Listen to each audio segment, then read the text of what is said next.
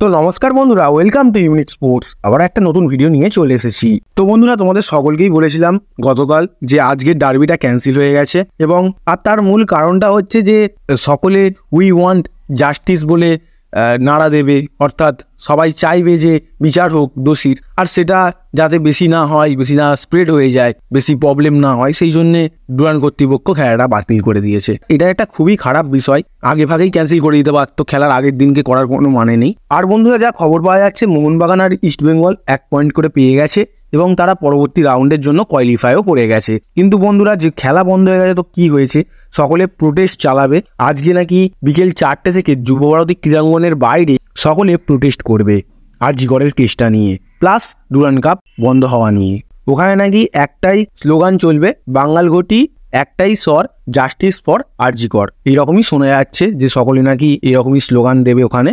আর তোমরা কে কে ওই প্রোটেস্টে সামিল হচ্ছ তা তোমরা কমেন্টে জানাতে পারো। তো বন্ধুরা, আরজিকরের এই বিষয়টা নিয়ে প্রীতম কোটাল, সৌভিক চক্রবর্তী এবং প্রবীর দাস সোশ্যাল মিডিয়া অ্যাকাউন্টে এই বিষয়টার প্রতিবাদ করে।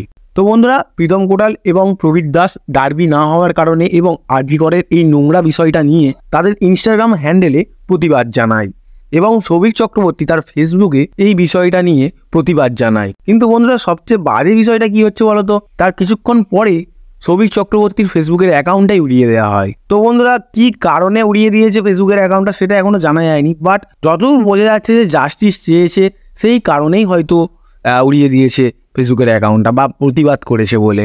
তো বন্ধুরা, পরবর্তী আপডেটটা মোহনবাগান ইস্টবেঙ্গলকেই নিয়ে। তো বন্ধুরা, ডুরান্ড কাপে তো কোয়ালিফাই করেই গেল দুটো টিম, কিন্তু পরবর্তী ম্যাচগুলো কবে এবং কাদের সঙ্গে রয়েছে সেটা তোমাদের নিশ্চয়ই জানার ইচ্ছা যাবে।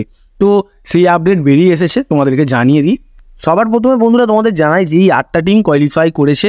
তারা হলো Bengaluru, East Bengal, Mohun Bagan, Indian army FT, Kerala blaster FC, north east United FC, Punjab FC এবং শিলং লাজং এফসি।